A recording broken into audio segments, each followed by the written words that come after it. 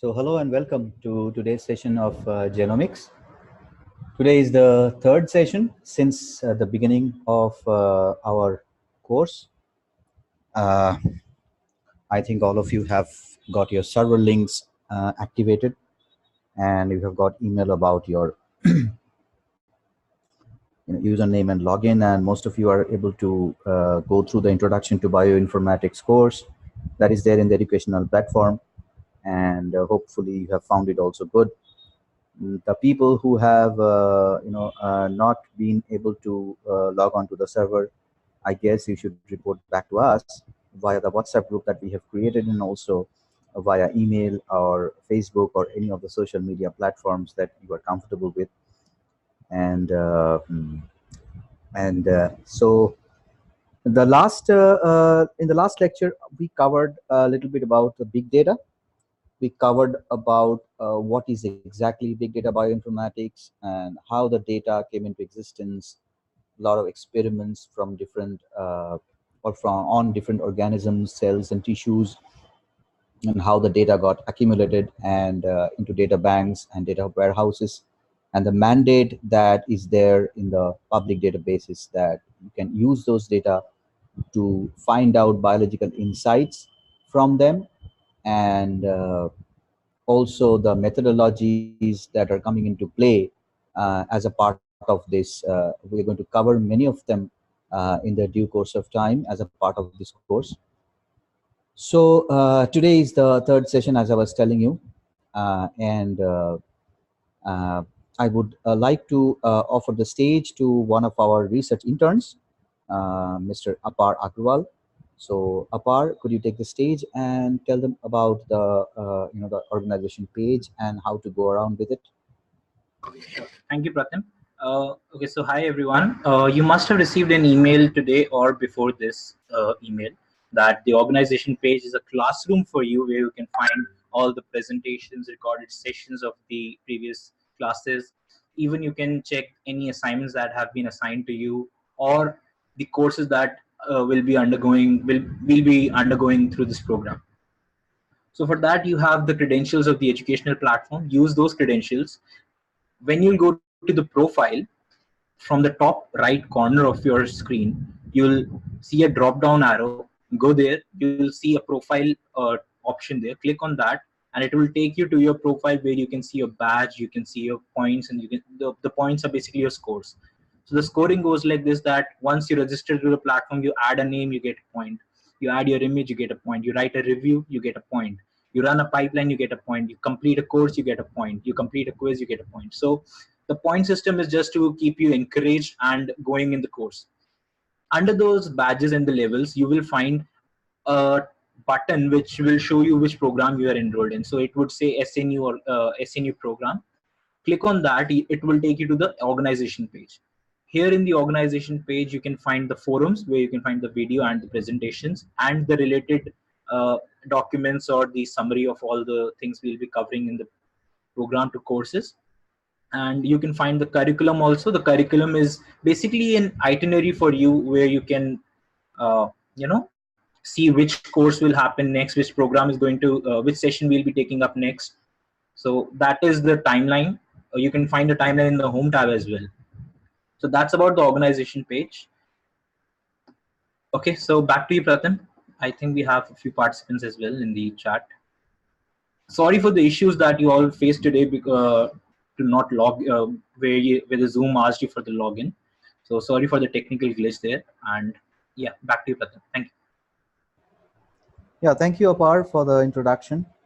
And most of you, we would be happy to tell you that I hope all the presentation that has been emailed to you is there in front of you so that you can go through the presentation while I am going through the presentation at my end.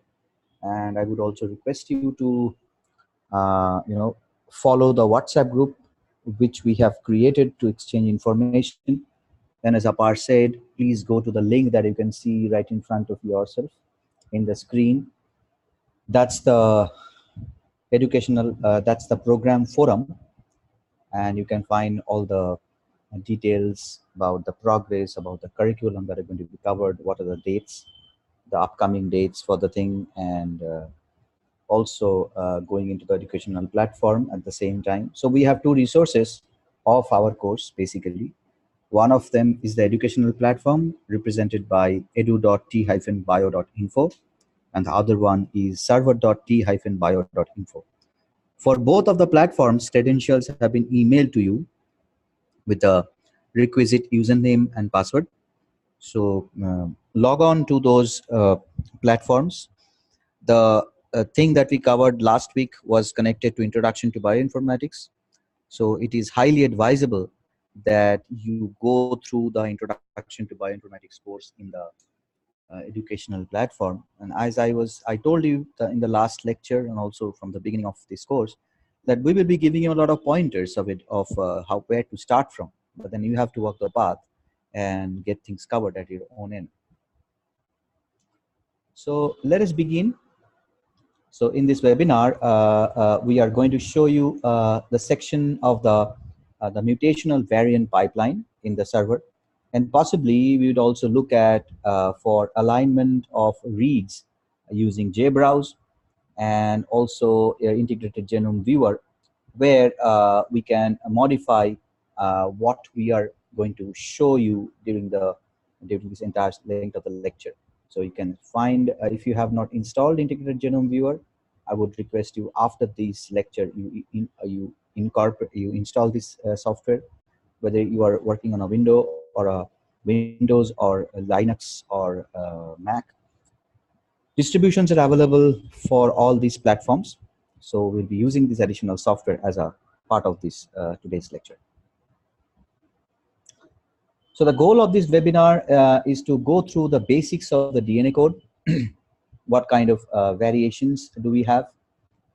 We look at the types of sequencing, and also how we know from mapping what kind of sequencing was done.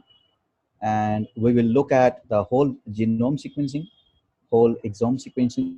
We'll learn a few bits and pieces about it, and obviously RNA sequencing, which is also very similar, but out there we look for something different, some different type of information we look at in the context of RNA sequencing. And we also look at targeted sequencing. We also have several examples that we can talk about, and then obviously the example projects that I'm going to show you today are on Huntington disease, cancer, tuberculosis, and Ebola. And on the left you can see the genomics course, which is there in the edu.t-bio.info. So it is advisable that you go through this course in the educational platform, so that you know that what are the things that happen. There are interesting quizzes out there, so you can do them. You can go through them and attempt them, so you become an expert, or you know that what are the things that are really happening in this domain. And we have several examples, as I was telling you, that we can talk about. And then we'll be addressing the challenges in differentiating between high confidence and low confidence mutations, and then also some amount of interpretation will also be shown to you.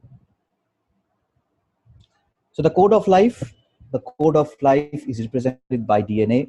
The DNA stands for deoxyribonucleic acids, and what does that really mean by DNA is, so DNA is said to be packed in chromosomes. We humans have 23 pairs of chromosome, out of which 22 pairs are autosomes, and the 23rd pair is called allosome, or the sex chromosome. For male individuals, the allosomes or the sex chromosomes are X and Y, and for the female, they are X and X. So we inherit the DNA from one of each pair, from our parents, the mother and the father. An interesting example we really would like to share with you is, if you take a rope from the east coast of US to the west coast of US, and you take that rope, you bundle that rope and pack it onto a baseball, and that's how is so dense packing of the chromosome is that there within the nucleus. So that's how the dense the DNA is. within the nucleus. The thing that you can see in front of your screen are, the electron micrograph of the DNA that you have inside your body. And as you can see, there are 22 pairs, what I told you about, and they are densely packed within the nucleus in a very efficient way. So DNA is a double helix structure and comprising of two strings, and there are base pairs at the core of the strings and also nucleotides. So the base pair are basically of four types, cytosine, guanine, adenine, and thymine. Uh, the combination of the nucleotides are the genes, and all kinds of genomic elements are also included out there.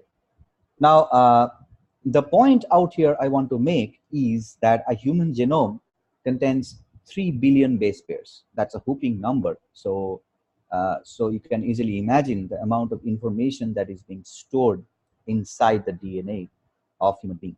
So that is the way, that is the beauty of this DNA. It contains all those signals.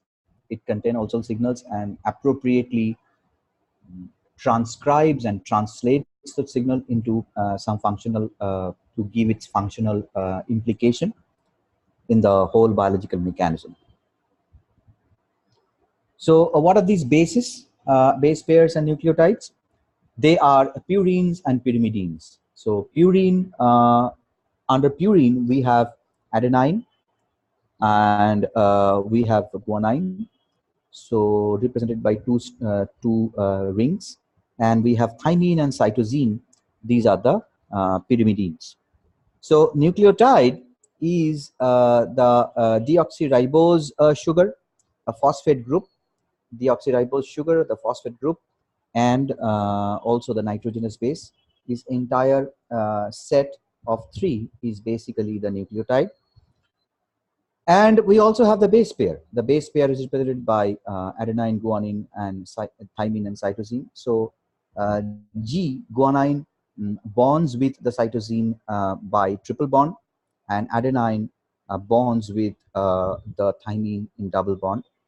And this is how the DNA is packed. It is called the staircase structure of DNA, which was discovered by Watson and Crick and Rosalind Franklin. And we also want to say that DNA is a directional strand, is a directional piece of macromolecule, directional piece of molecule.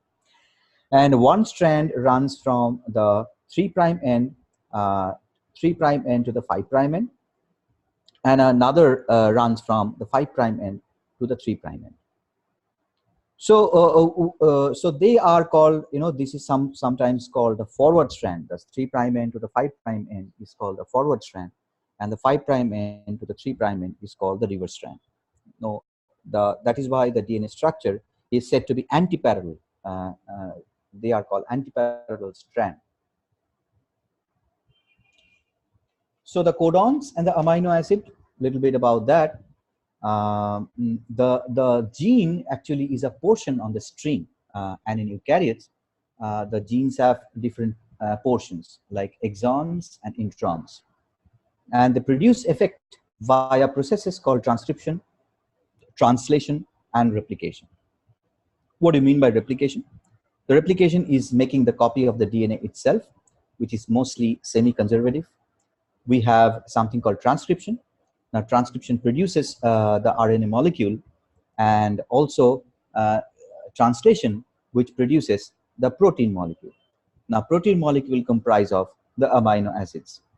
Now, each gene has codons.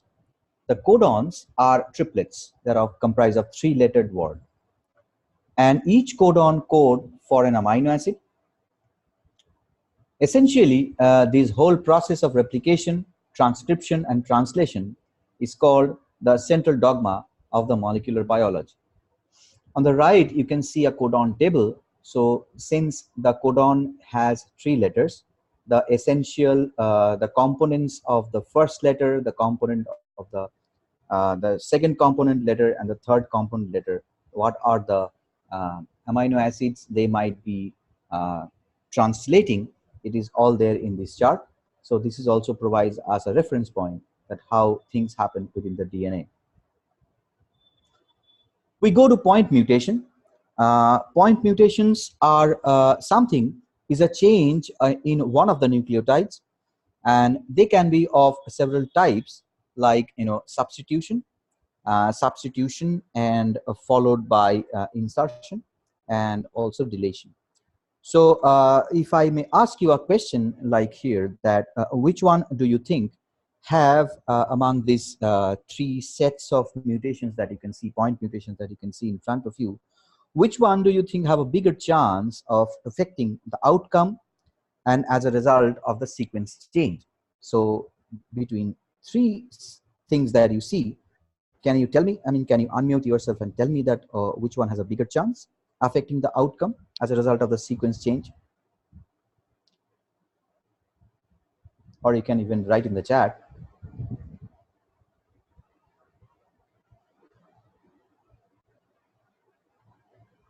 Okay, let's see. Okay, Shomudip says substitution. Mobin Sheikh says his. What does it mean? I don't even know. So anybody else with any answer here? Okay, Ruchika says substitution. Frame shift mutation, but we don't have portrayed frame shift mutation here. Well, these three fall under frame shift mutation, to be very specific. So insertion, substitution, deletion, they actually is a part of frame shift mutation. Substitution as other mutation might be silent. Okay, so Swati, what you want to mean? You want to mean that substitution is not the one.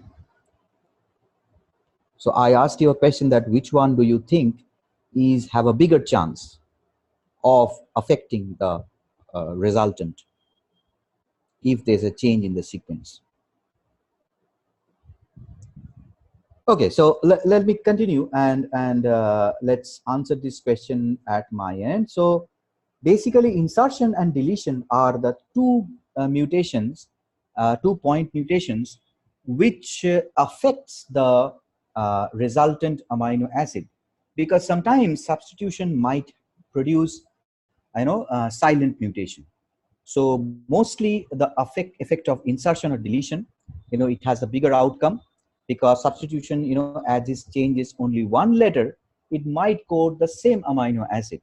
It might not change the amino acid composition of the string. But insertion and deletion together, they're known as indel. This changes the entire downstream sequence and having obviously having a much bigger impact. So they can bring in some abnormal stop codons. They can continue, a possible stop codon might get abolished by the changes of the insertion and the deletion. And that is why this insertion and deletion are considered to be the most significant among the three types of mutation, point mutations, that we have been showing here. So we divide the mutations basically into two types. One of them is SNV, or single nucleotide variant, which is mainly the substitutions, and we call indel, insertion and deletion, which you can see in the front of your screen. Now there are other types of variations, which you call rearrangement. Among them, there is something called duplication and intrachromosomal translocation and interchromosomal translocation, and of course inversion. But as you can see in your screen, but which are also obviously different types of rearrangement as a whole. But we are not going to go in details. Here we are not going to talk about all these, and we are going to focus on SNV, single nucleotide variant, single nucleotide variation, or SNP, single nucleotide polymorphism, and multiple changes. So what is basically single nucleotide polymorphism? Single, which is one nucleotide, is the component which is going through the chain, and polymorphism is actually different different types of the change that occurs as a result of this mutation. Now, how the data is prepared? the data that you get from this mutational variation from the the biological sample.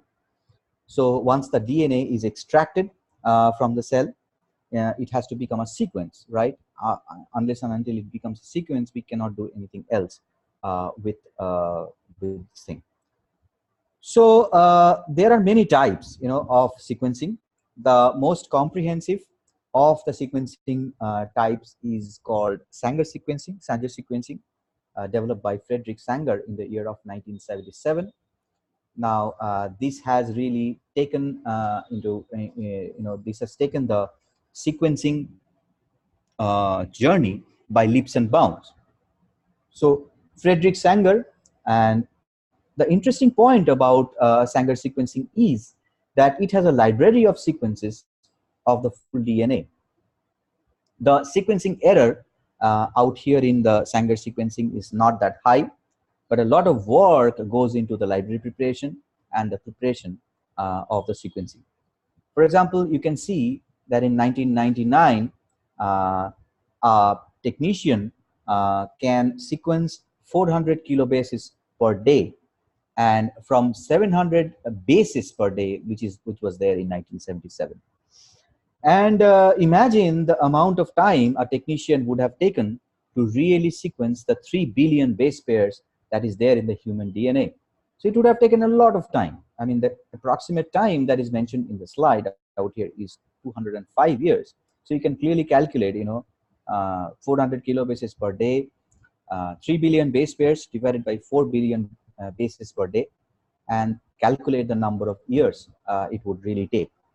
So this is, but we are lucky enough to, today we have more smarter methods for analyzing, for sequencing our DNA.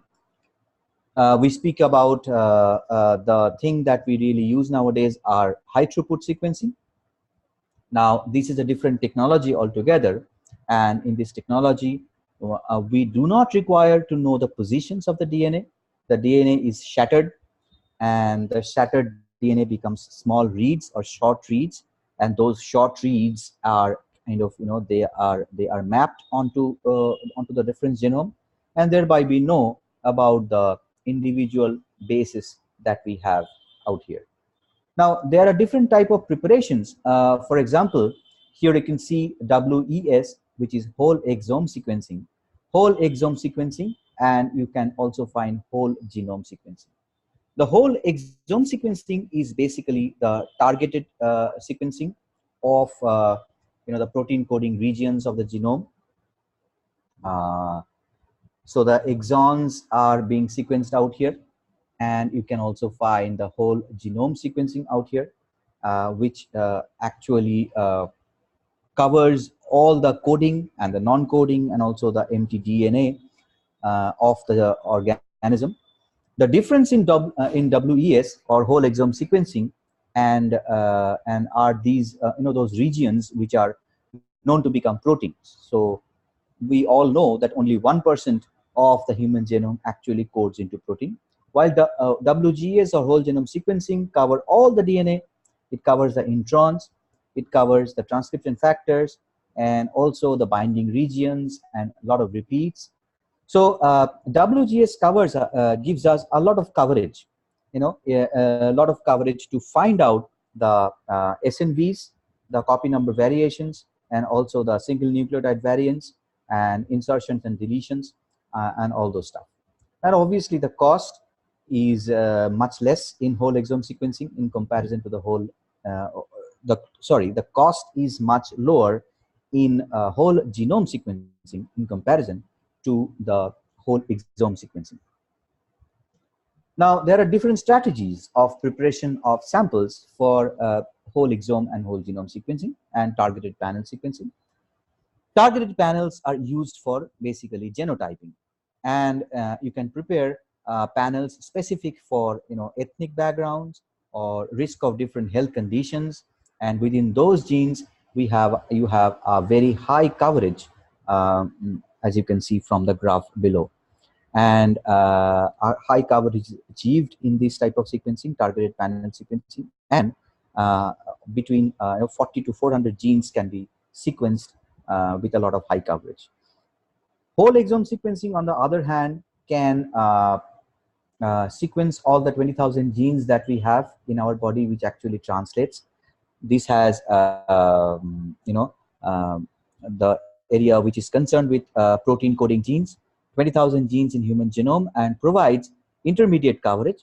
And this is good enough, high enough for identifying the hotspot mutations, those that are there and which are known to be important.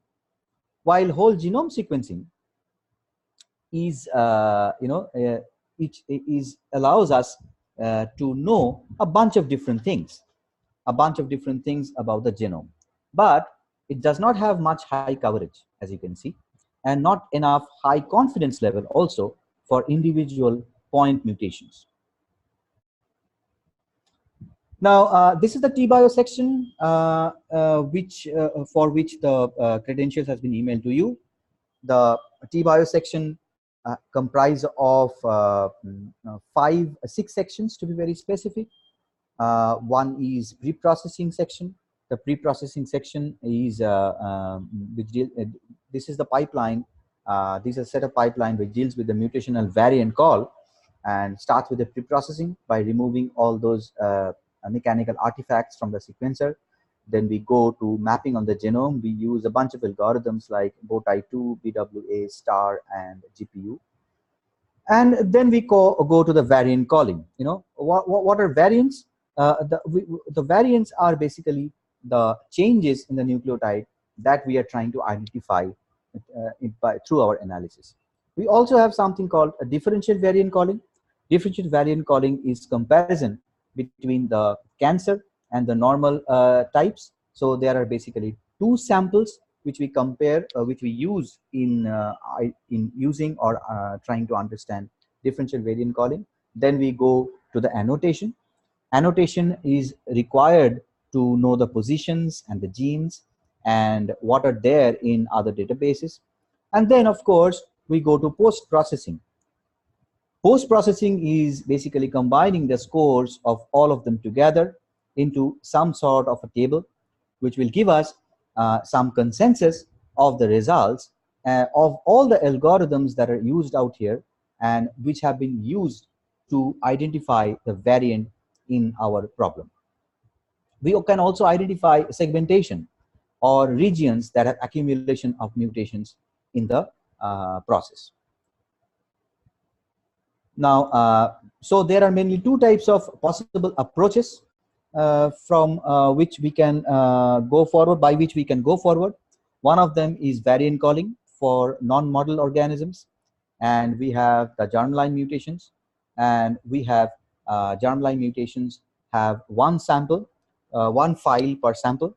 In differential variant calling, we typically have 2 files, 1 sample of DNA from the tumor and another sample of DNA from the normal, and obviously it should be from the same patient for which the analysis is being done.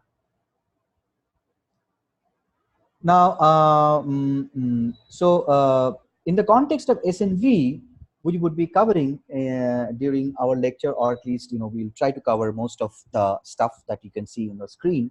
We'll be covering something in context of the SNVs of the single nucleotide variation. We will cover something about Huntington disease. Huntington disease is a hereditary passed on disease from the parent, and this is some sort of germline mutation, and this produces the genetic instability and leading to severe phenotypes and deformation, as you can see on the screen. We have cancer. Differential variant calling is connected to this disease, and the key challenge in this particular problem is annotation of oncogenes. And oncogenes, as we know, are the it sets on the trigger for the onset of the cancer. We also will try to look at the the tuberculosis thing. Tuberculosis, as you know, is caused by an eukaryotic mycobacteria, which have 4 billion genome. The size of its genome is 4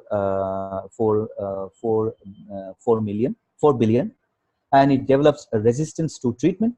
and which might be acquired by the mutations over a course of treatments that the individual is going through. So we can study, we can learn about the different types of tuberculosis haplotypes and comparing them to some sort of reference genome and better and between them or between themselves. We'll also study about Ebola. Ebola has a length of 18,000 nucleotides and evolves very rapidly.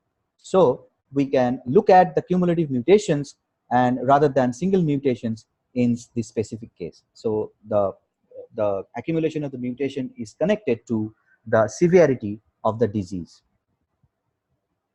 So this is something Huntington disease, which is a part of this germline mutation, and this is caused by the gene which is called HD gene. As you can see, under normal circumstances, there are 36 glutamine residues on the protein in the glutamine chain, and the cytoplasmic protein produced by this HD gene is is called HTT, and so under abnormal circumstances, you can see that there are more than 36 glutamine residues which is causing the Huntington disease. And on the right, you can see the map, and this map, this particular line indicates that this glutamine residue has increased to a higher level and causing the disease. So in 2015, the Huntington Consortium published a study of 1,000 individuals with early and late onset of the disease, and the study postulated, in addition to the in addition to the inheritance of from the parent, there are other accumulated mutations which causes severe manifestation of the disease, of this particular disease. And therefore, genomics can help us to study disease onset and disease progression. So a hands-on example, I will take a little bit of pause out here to answer any of your questions. If you may, you can post.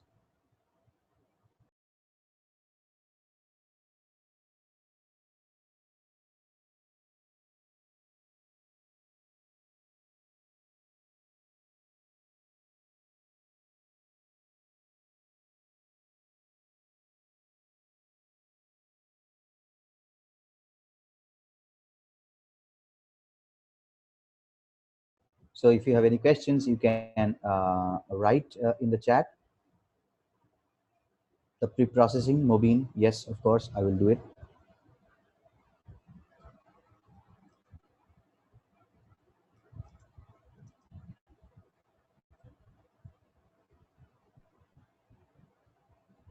Yeah, so Mobeen, let us go back to the pre-processing. So pre-processing is basically are the steps which concerns the removal of because the DNA is shattered, and of course PCR primers are attached to it to sequence them in the high throughput sequencing process. We need to remove all those artifacts of the machine. So that is why we use the pre-process to clean the sequences and to make the library preparation. We need those sequences only which is coming from the organism itself. So the removal of the artifacts of the machine, the sequencing machine is being done at the level of pre-processing. So there are a number of algorithms, as you can see on the left, which comes into play to pre-process the sequences, starting from slice FASTQ and clean primer and slice genome and PCR clean. So that is what pre-processing is. And followed by that, we have this mapping and alignment, and mapping onto the reference genome, which is little more advanced than the Sanchez sequencing that was done previously. And that's how our rate of rate of understanding the DNA has improved, and thereby producing a lot amount of data. Followed by that is the variant calling. The variant calling is we try to understand where are the mutations, where are the things that are occurring, things are going wrong. And also differential variant calling. Followed by that, we have this annotation, and we have this post processing. So one thing I would like to tell you that Ebola have almost uh, this has yes 4 tuberculosis have 4 million nucleotides. This is 4 million nucleotides long. So I told you 4 billion, so it is 4 million.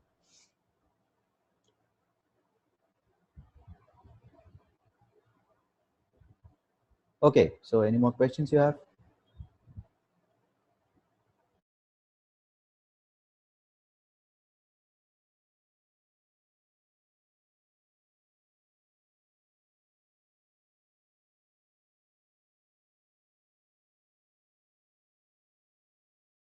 So somewhat true, Prabhuda. The annotation is being done to understand. I mean, can you say annotation and variant calling? No, I mean, we have to do the variant calling first, and then we have to do the annotation. I mean, both of them are important. Please explain whole exome sequencing. So that's why, Debanita, the whole idea is to go back to the genomics course that is there in our platform, in our edu platform. Whole exome sequencing, same pipelines of analysis. No, a whole exome sequencing, whole genome sequencing, and target panel sequencing are the ways of producing the data. So these are data preparations. These are data preparation, to be very specific. So after the data is being prepared and collected, and we get FASTQ files as a result of our experiment, we use this pipeline that I'm going to show right now to tell you about how these data are analyzed. What are the difference in analysis of the above three strategies? So the analysis remains the same. So, but again, the coverage of the data which is being generated, whole exome sequencing, whole genome sequencing, and target panel sequencing are for different purposes. So, if you are trying to look at hotspot mutation, you would like to use whole exome sequencing.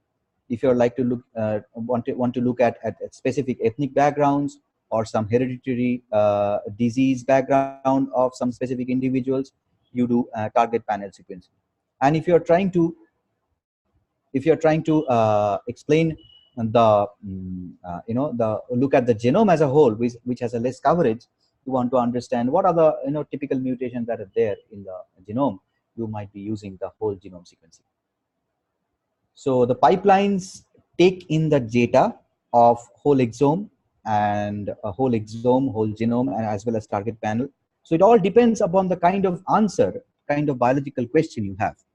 The kind of biological question I'm going to show you in the hands-on example.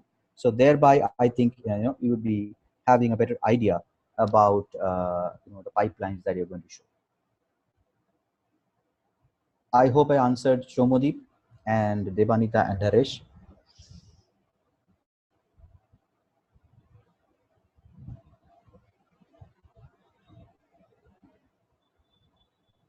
Okay, let us move on.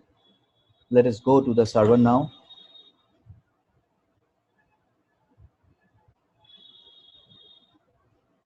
So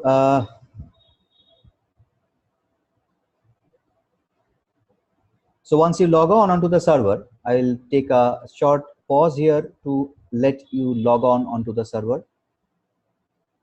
So as I have already logged on to the server using my credentials, you can see my name, pratim@pine.bio.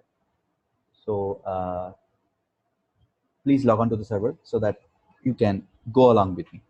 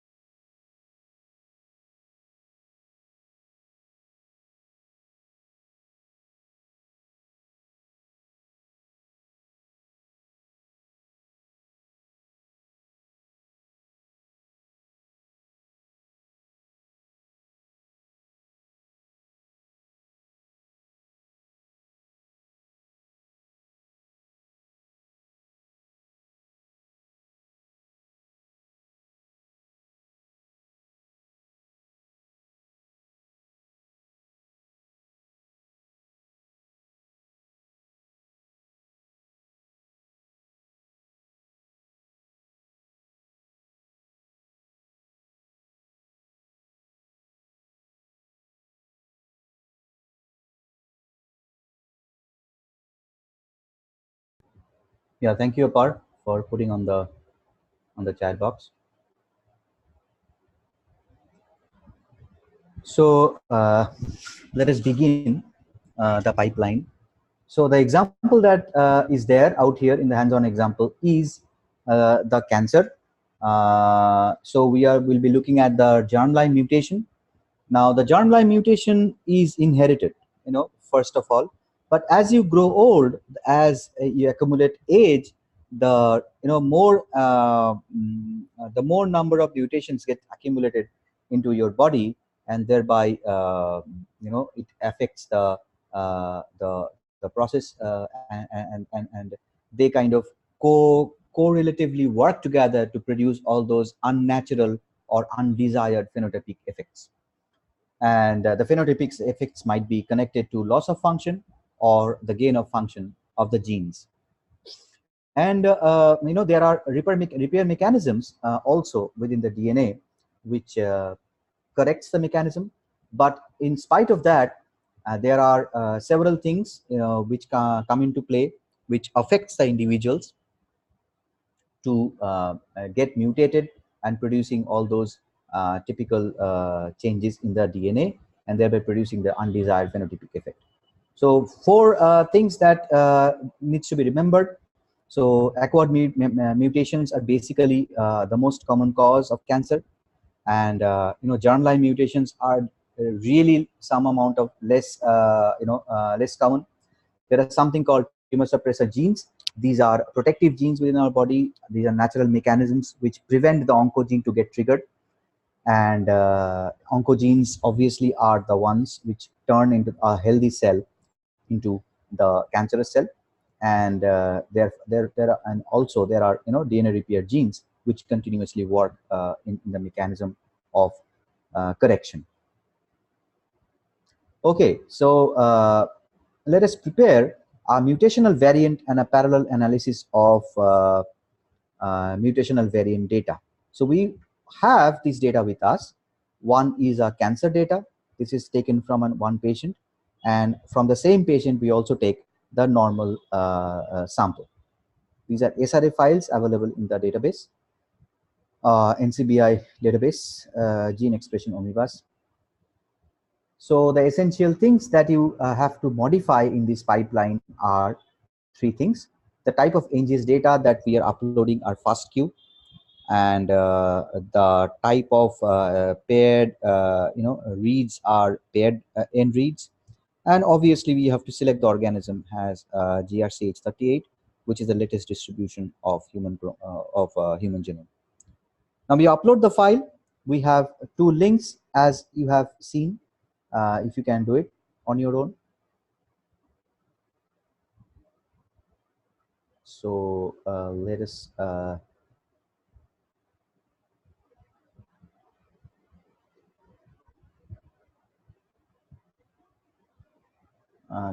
hold on for a second so that I can.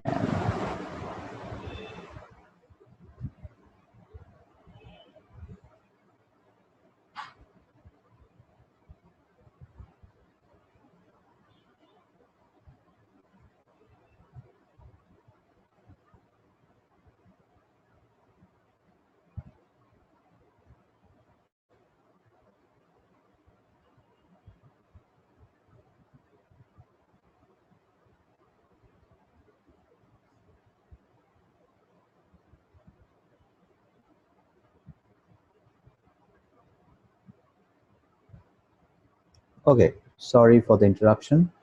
So this is the SRA file of the cancer, and you add more, and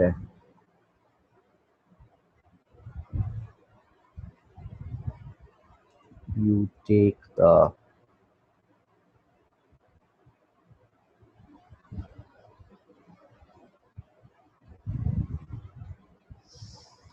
and then you kind of select the group. So if you have to remember that 765 uh, uh, is the cancerous sample, and 766 is the normal sample, because this would be useful in our group selection.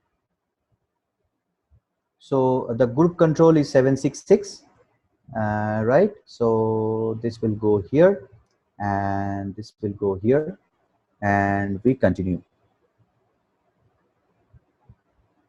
Right. So the immediate button. This is an AI guided platform. So hope you are doing it. Okay, I can see many chat.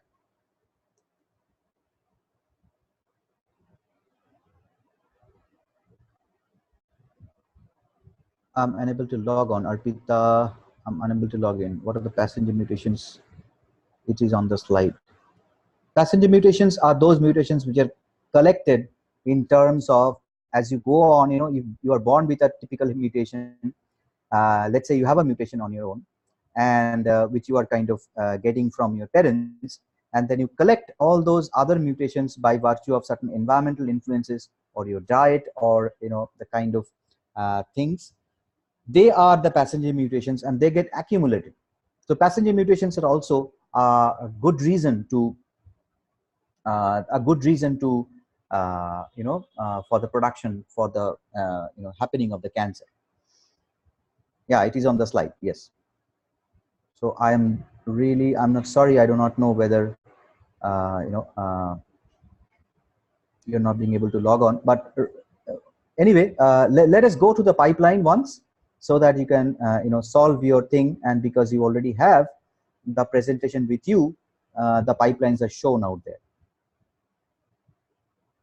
Okay, so we click start. So as you can see, control group reads and control group reads, experimental group reads. They're mapped onto the reference genome. If you remember the schematic diagram that I showed you a few minutes back in one of the slides, where the entire pipeline is divided into pre-processing and variant calling and mapping and annotation and post-processing. So this is the first step of the entire pipeline. The first step is dividing the samples into control group and experimental group, mapping onto the reference genome, variant calling, and a genomic variant tab. So the next thing that you see in front of you is the mapping onto the genome, right? So let's do a bow tie 2T. The first thing we would do is visualization. We would visualize it in JBrowse, and we click end.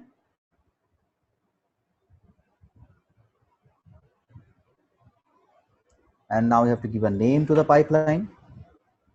Visualization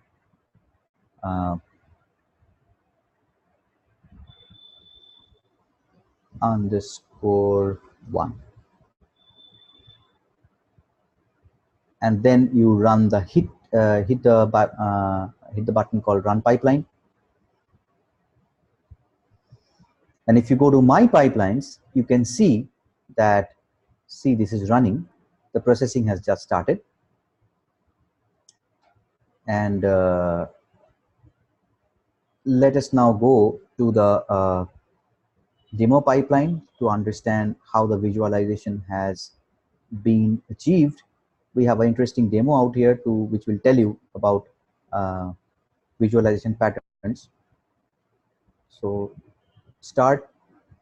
So this is all the things that we have covered, as you can see, the pre-processing and all those things and that I have covered in the lecture.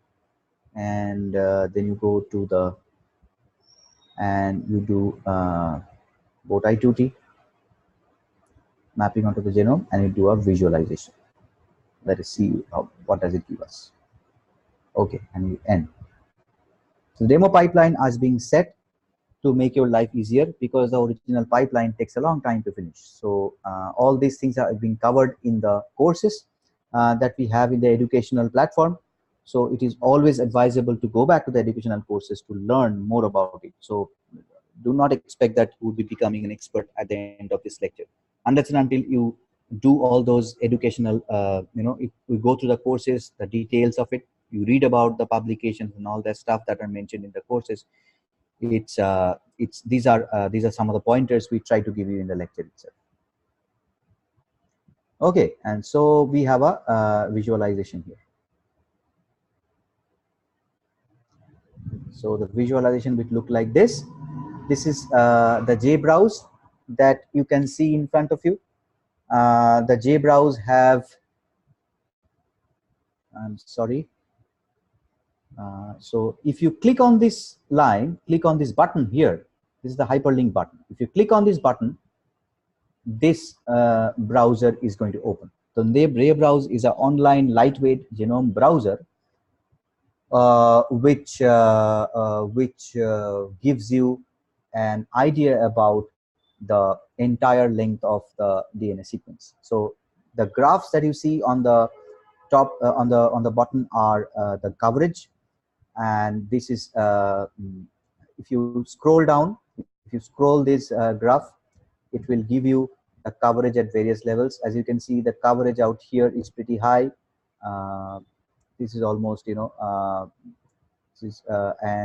if you can go here, see the coverage is almost 539, and the entire length of the sequence is being shown out here. So this is something you need to go back and see that what does actually coverage means, and so on, and see, this is something. So the black lines that you see on the top are the exons, and if you zoom on, you can find more details about the coverage. And these are some of the mutations that you have, and if the mutations fall within this range, this would be really important. There are different colors associated to this JBrowse, which will help you. And see, this is one of the places where the coverage is pretty good, and I mean not much good, but you can see small mutations. These are SNPs associated with it. So that is how we look at the JBrowse. So see, this is another coverage that you can see. So if you go on and study this entire length of the sequencing that has been done here, you can see. So it is focusing on the TP53 gene. The TP53 gene is the one which causes several the mutation in the TP53 gene. It causes typical types of cancer, and JBrowse helps you to browse through the data that is being analyzed by your pipeline, and then so you can. So there are 4 sections on the left. You can see the alignment, the coverage. Now I have focused on the coverage. Now this is the so 765, if you remember, is the cancerous sample, right? So 765 is the cancerous sample. So if you compare the coverage of the cancerous sample with the coverage of the SNPs, so it takes a little bit of time to load. So you can select groups on the left, and you can here in the browser it will show you. See, the coverage is clearly mentioned here, and coverage plays a very important role in trying to understand that what are the information that are there. So JBrowse also helps you to identify segmentations, and also identify the islands of mutation. So one of the full pipeline that that can be run, I can show you. This also identifies the genomics full pipeline that is there. This is how the pipeline looks. It starts with 2 sets of data from the cancer and the normal, and then you do mapping onto the genome, and then you do a bunch of differential variant calling using diffgenome algorithm, Strelka, somatic sniper, and then post-processing part, you combine the algorithm scores in one unified table.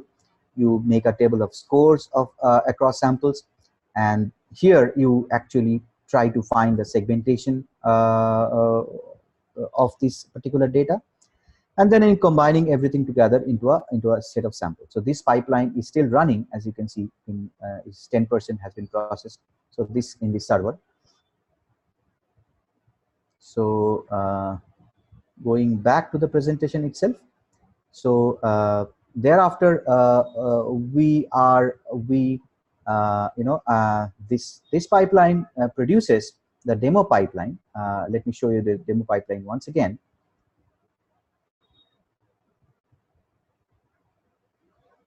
You start here and you do PCR clean.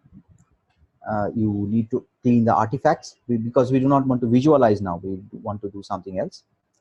And we do a bow tie too.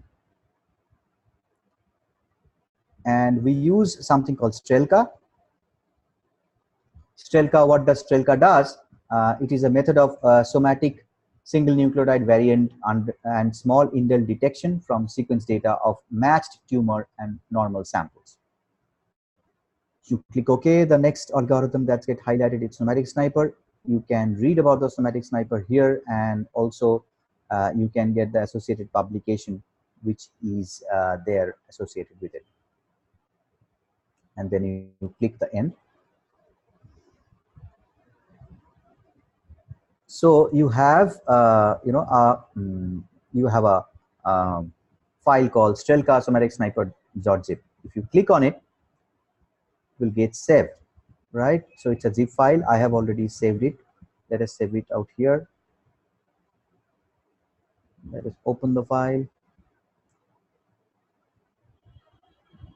Right, so this is, you unzip the file here. Sorry.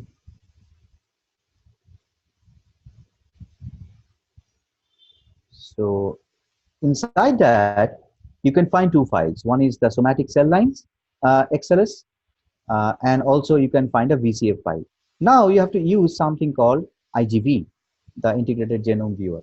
This is a pretty heavy application. You can install it in your, you have to install it in your machine. I have already loaded the data. The way how you load the data, you go to the file, you load from the file, and then you kind of select this, and this will be loaded in your.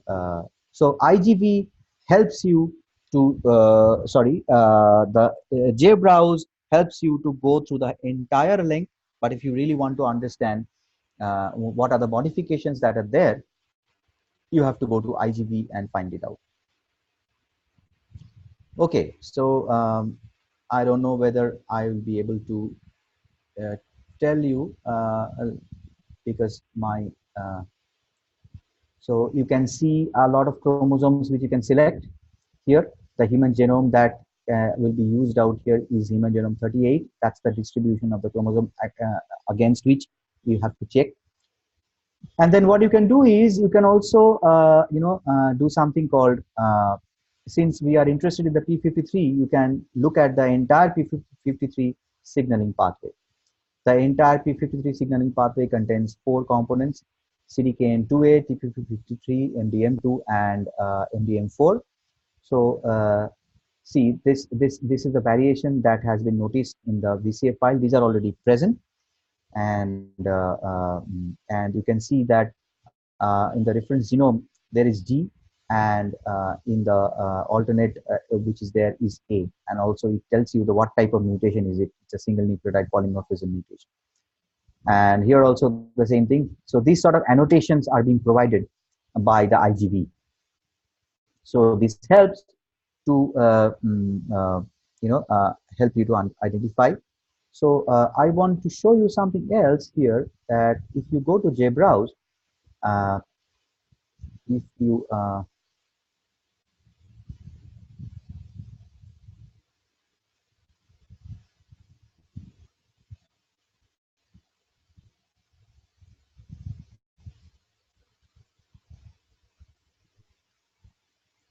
let us look at the alignment.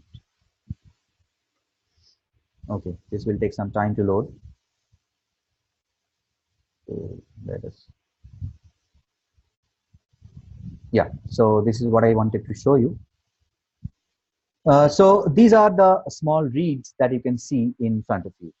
So the dark blue reads are paired reads, and the light blue and the light red out here, the light blue and the light red out here are the paired reads. The dark blue and the dark red are not are the unpaired ones, are not paired. And the really light ones, these really light ones are basically the abnormal reads. They may be shorter reads or longer reads or something really strange about them.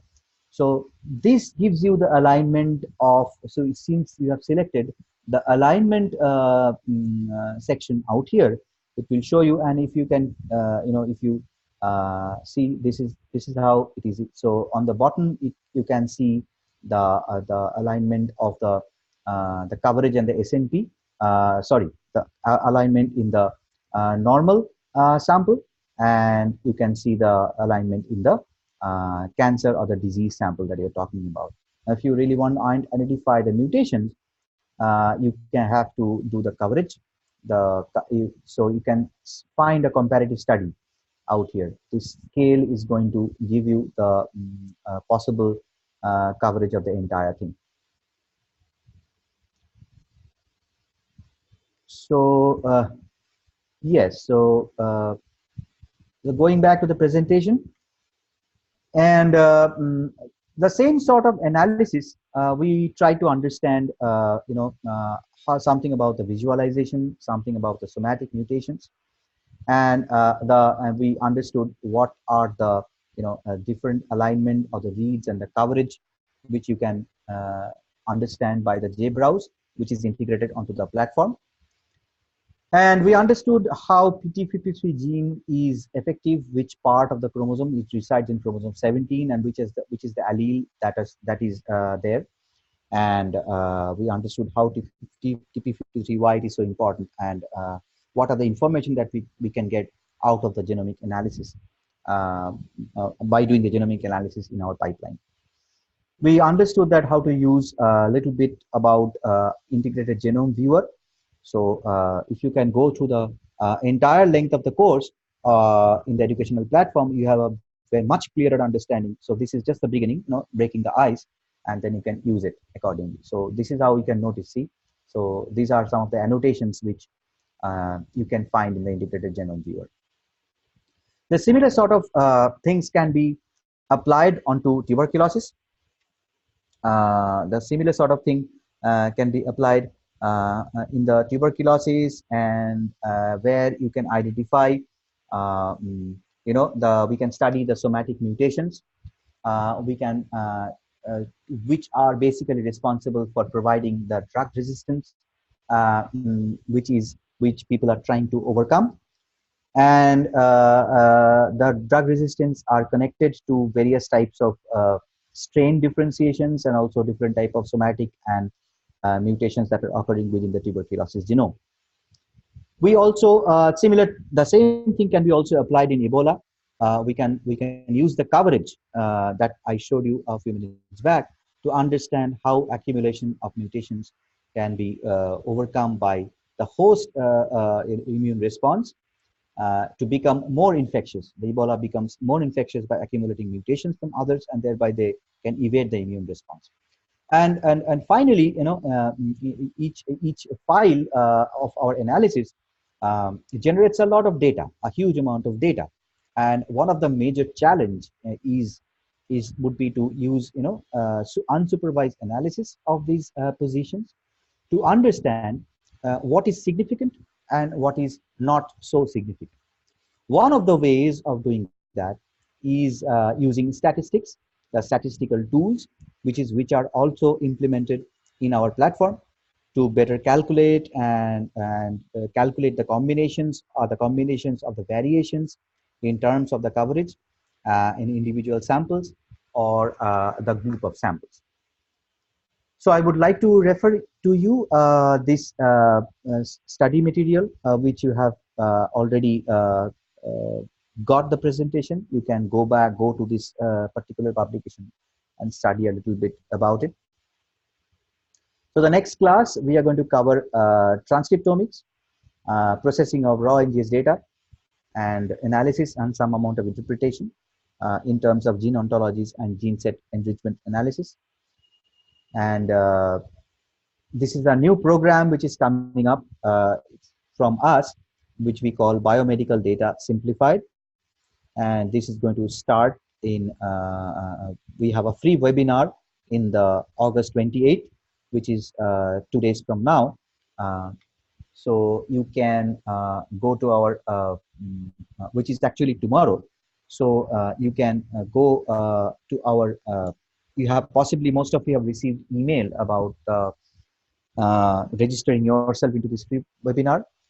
You can come here and learn about the things that are important to learn to analyze data in the biomedical domain. So I would kind of stop here, and I would be happy to take any questions you have. So, okay, I can see many questions.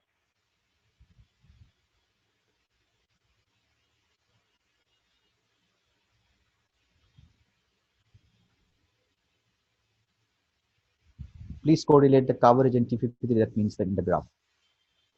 Okay, so we don't have much time today, Jyoti, so we will cover it sometime later maybe.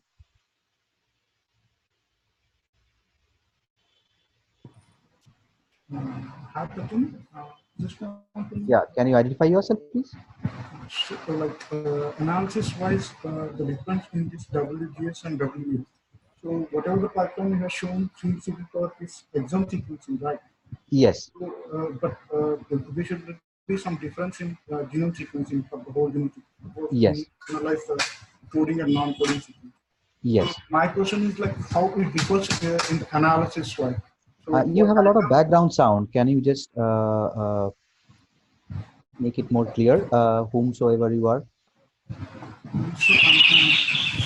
now is it fine? Yeah, it's fine. Can you repeat the question once again?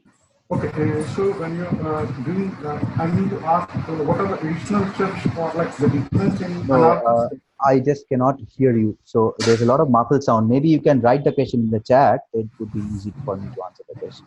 Yeah.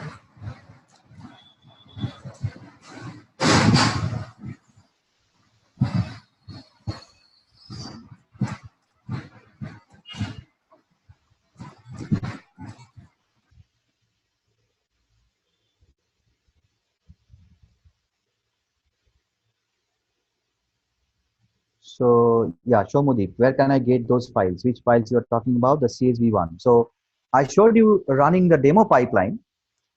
Okay, Naresh. Okay, you just write your question. I will be answering. So the CSV one, uh, you can get the pipeline from the demo pipeline that I showed you. I will quickly go share my screen again and show you the demo pipeline once again.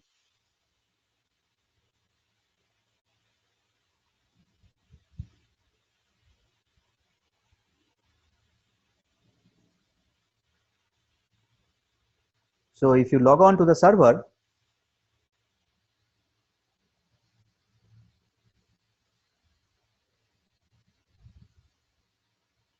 so if you log on to the server, under the NGS data block, NGS block, you can find something. There's a small drop down arrow. If you click on that, you can see the demo variant calling cell line, right? So if you click on this, you will see this pipeline in front of you.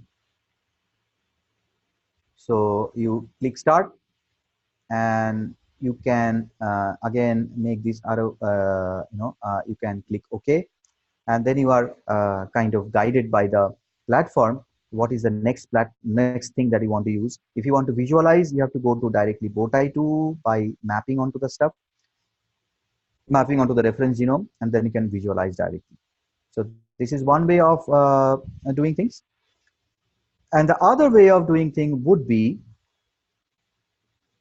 that, see, I mean, this pipeline has already been run, so you can see all those output data that is coming out of the platform, and you can directly, since you are visualizing, you can directly click on that, and a new window will open in the JBrowse, which will help you to analyze to see the data, visualize the data. So I have already done it here, so that's why you can see it, the coverage. So TP53 Jyoti is connected to the more coverage you have, the possibility of identifying the TP53 mutation is really higher. So that is the connection that I can tell you right now. But maybe you can have to go back to the educational thing and kind of read more about it. So there are kind of elaborately explained. So which is something beyond this class. Okay, so I have some more questions here. Okay, Naresh, let us answer. Analysis wise, the difference in WGS and WES analysis. What are additional steps? Okay, so the whole exome sequencing is meant for identifying, the slide that I showed you is, whole exome sequencing. If you go to slide number, uh, if you go to slide number 15, the whole exome sequencing gives you lower coverage. And if you are trying to look at the all genes and all the non-coding DNA, it gives you lower coverage. So the possibility of identifying the variations will be little lower. If you are trying to identify some specific genes, 40 to 400 genes, which is connected to some ethnic background or some hereditary disease, you can use the targeted panel sequencing. And the intermediate coverage is basically the whole exome sequencing, which is always used to sequence all the exons of the human genome, so which comprise of 20,000 genes as a whole. So does that answer your question, I guess? Okay, thank you very much, Naresh. So all are encouraged to go into the genomics courses in the thing. So Debanita, probably your credential is not up because you have joined us today only. So anybody who has joined us today, please go through the lectures which are there in the previous classes so that you can go through the future lectures in a much better way. So I guess Shomudeep, I kind of answered your questions. If not, you can write to us over an email to get more detailed explanation of your question. We can do that, and we can also use the forum in the organization page to where we are kind of visiting regularly and posting interesting updates and answer your questions.